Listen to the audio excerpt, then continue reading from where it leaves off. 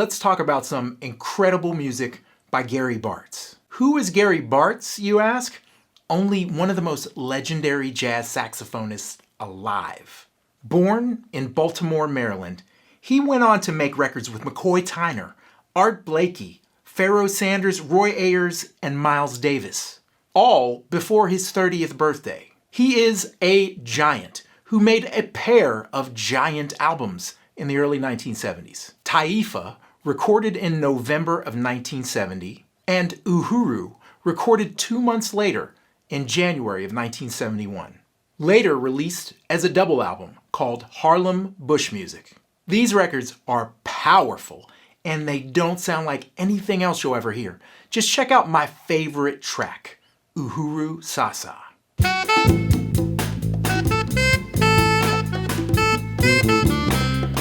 Percussion, bass, vocals, saxophone, that's it.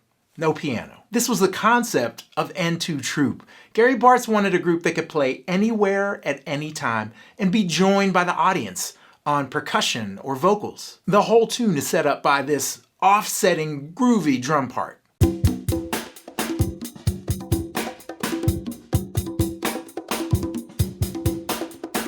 Before going into a 13-measure form.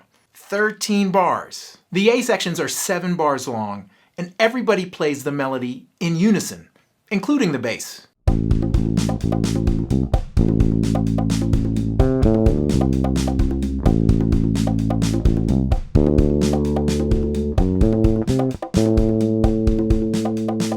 This whole melody is using the minor sixth or Dorian pentatonic scale. It is a powerful and soulful way to play over, in this case, an A dominant 7th chord.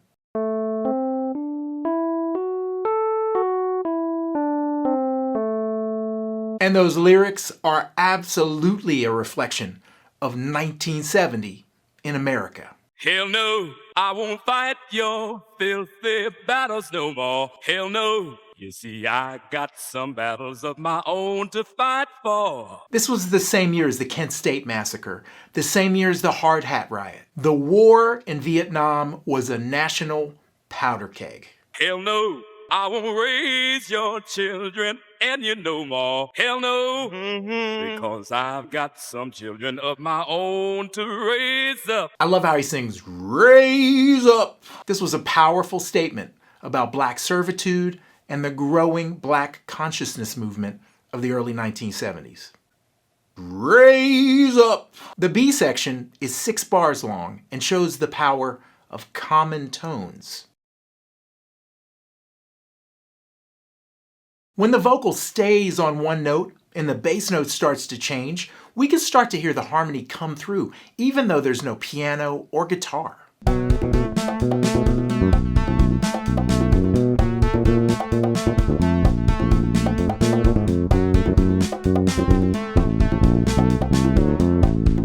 Uhuru Sasa is Swahili for freedom now. Check out the all-star group Gary Bartz assembled for this recording. Drummer Harold White, also from Baltimore, made records with Ray Bryant, Eddie Jefferson, and Roland Kirk. Percussionist Nat Bettis played with Pharoah Sanders, Donald Byrd, and Norman Connors. And on the electric bass is the maestro, Ron Carter, and this was right around the same time as Freddie Hubbard's Red Clay album, Stanley Turrentine's Sugar, and Gil Scott-Heron's Pieces of a Man. I know, right? And the legendary vocalist, Andy Bay, John Coltrane's favorite singer, recorded this right around the same time as his amazing collaboration with pianist Horace Silver. The performances are incredible, from Gary Bartz's soul-screaming alto solo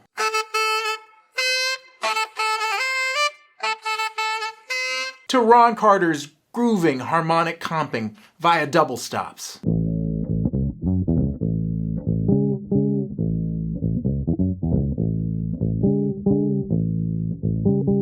To the way Gary and Andy Bay sing together over just the bass. Uhuru Sasa, sa, sa, sa, sa. Uhuru Sasa, sa, sa, sa, sa.